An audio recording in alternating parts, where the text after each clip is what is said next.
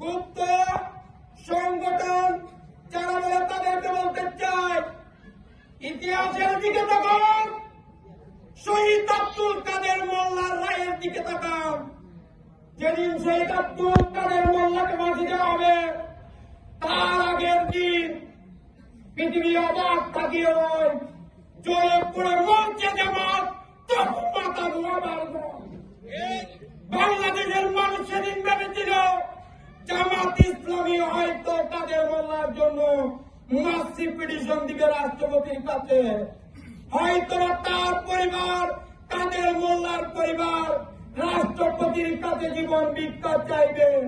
কিন্তু সেদিন শেখ হাসিনাকে বিধ্বংগুলি দেখিয়ে কাদের মোল্লা জামাত ইসলামী প্রমাণ করছে শহীদ সাহের সাথে কোন আপোষ নাই, আপোষ নাই, আপোষ নাই। আজকে যারা আমাদেরকে গুপ্ত সংগঠন বলেন, তাদের উদ্দেশ্যে বলতে চাই, আপনাদের কয়জন কেন্দ্রীয় নেতার মাস হয়েছে বাংলাদেশে একটা তালিকা দেখান।